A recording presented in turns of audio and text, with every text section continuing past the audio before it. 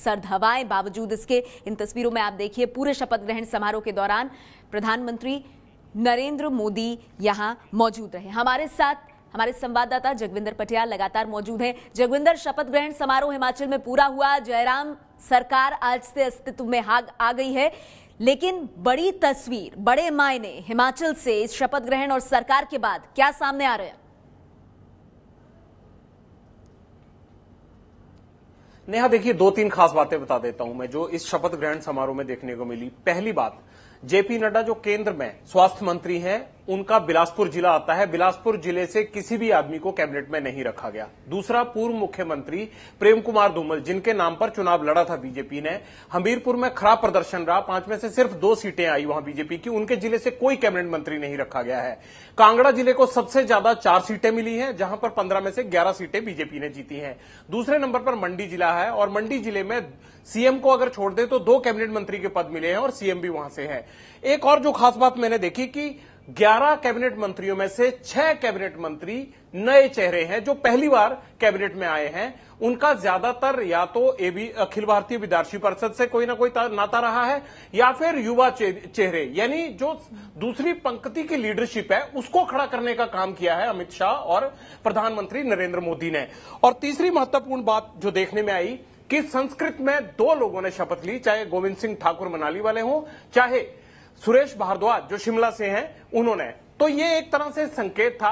आचार्य देवव्रत जो राज्यपाल हैं, उनके साथ एक चीज जुड़ी हुई है कि वो खुद आरएसएस की विचारधारा रखते हैं, तो उनको संस्कृत भाषा से बड़ा लगाव है।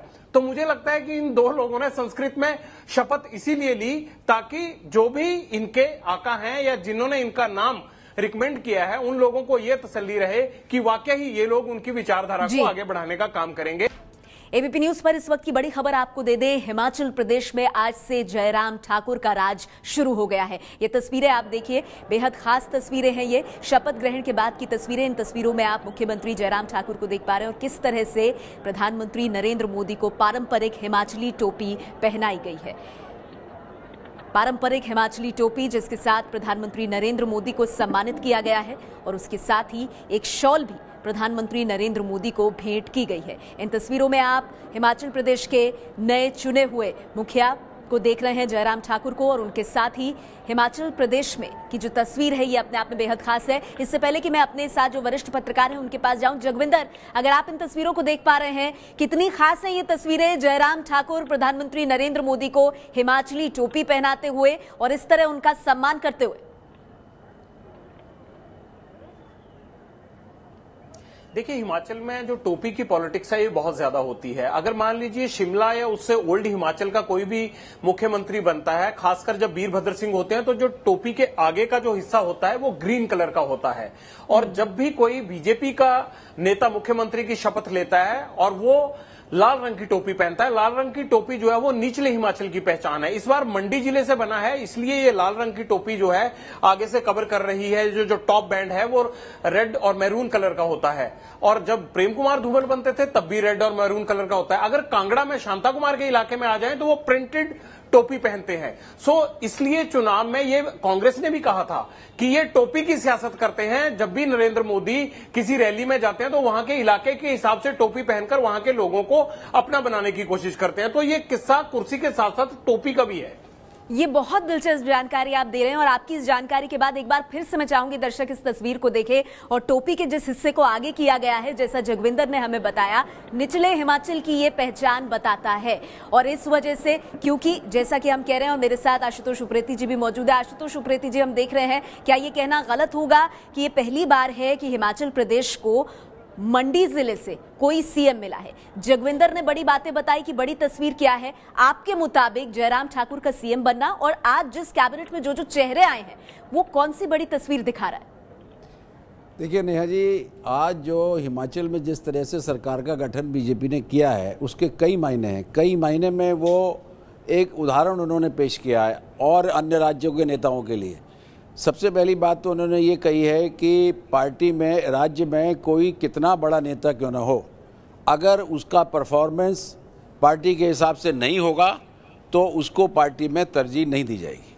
जैसे आपने देखा कि 44 सीटें जीतने के बाद भी मुख्यमंत्री बनने के लिए जिस तरह की खींचतान वहाँ शुरू हुई, और एक बार तो लगने लगा था कि जेपी नड्डा साहब का नाम जो है फाइनल होने जा रहा है, इससे मुझे लगता है कि हाईकमान कहीं ना कहीं थोड़ा सा नाखुश दिखा, और वो ये नहीं चाहते थे कि जिस नेता के क्षेत्र में बीजेपी ने अच्छा प्रदर्शन नहीं किया है वो मुख्यमंत्री पद का दावेदार नहीं हो सकता।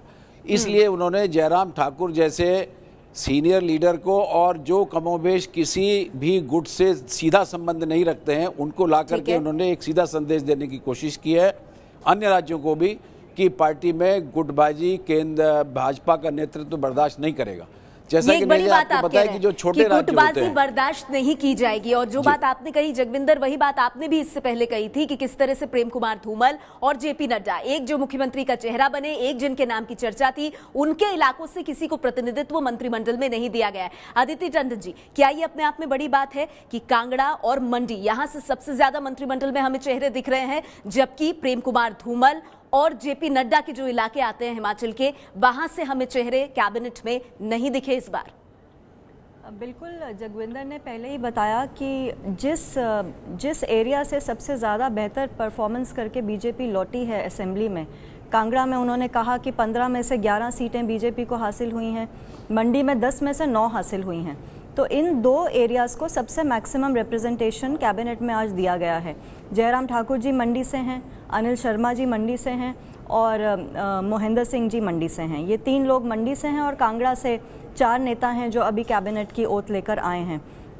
हमीरपुर डिस्ट्रिक्ट से तो कोई नहीं है, लेकिन हमीरपुर लोकसभा सेगमेंट अगर देखें लार्जली, तो कुटलेहार जहां से वीरेंद्र कंवर ओथ लिए हैं अभी कैबिनेट से, तो वो उसी एरिया में आता है। लोकसभा हमीरपुर ही पड़ती है। हालांकि डिस्ट्रिक्ट, जगविंदर ने ठीक कहा कि प्रॉपर डिस्ट्रिक्ट हमीरपुर से कोई भी कैबिनेट मंत्री नहीं बना है। और ओवरऑल देखें तो हर एरिया से छोटा छोटा रिप्रेजेंटेशन है, लेकिन 4 डिस्ट्रिक्ट्स हैं जो बिल्कुल रिप्रेजेंट नहीं हुई हैं कैबिनेट में। वो हैं चंबा, हमीरपुर, सिरमौर और बिलासपुर। बिलासपुर जैसा कि उन्होंने कहा जेपी नड्डा का एरिया है, और सिरमौर बहुत ही इम्पॉर्टेंट डिस्ट्रिक्ट है हिमाचल का। सिरमौर बहुत इम्पॉर्टेंट एरिया है पॉलिटिकली, क्योंकि पहले जो हिमाचल प्रदेश के मुख्यमंत्री थे वाईएस परमार, वो सिरमौर से आते थे। तो ये बहुत अहम जानकारी आप दे रहे हैं। बहुत चलते चलते जगविंदर, 10 सेकंड में मैं आपसे जानना चाहूंगी 2019 के लिए हिमाचल से क्या संदेश जा रहा है? देखिए, हिमाचल से सीधा संकेत ये जा रहा है नया कि कांगड़ा और मंडी दोनों मजबूत है, दोनों जगह से लोकसभा की सीट है। शिमला को भी कैबिनेट मिली है, शिमला की भी सीट है। केवल सवाल अब प्रेम कुमार धूमल पर है कि हमीरपुर की सीट को किस तरह से, क्या प्रेम कुमार धूमल अपने परिवार के लिए बचा पाते हैं या नहीं पाते हैं, इसको देखते हुए ही कांगड़ा को, मंडी को तरजीह दी गई है। और दूसरी बात, सबसे बड़ा प्रश्न चिन्ह अब धूमल परिवार पर और अनुराग पर अपनी हमीरपुर सीट को मेंटेन करने के लिए है, क्योंकि अभी जो देखा गया है हिमाचल की राजनीति में हमारी नजर इस परिवार पर भी रहेगी। लेकिन बड़ी बात, आज से जयराम ठाकुर का राज हिमाचल प्रदेश में शुरू हो गया है। बहुत बहुत शुक्रिया जगविंदर पटियाल, आशुतोष उप्रेती और अदिति टंडन, आप तीनों का हमारे साथ इस बड़ी कवरेज में जुड़ने के लिए।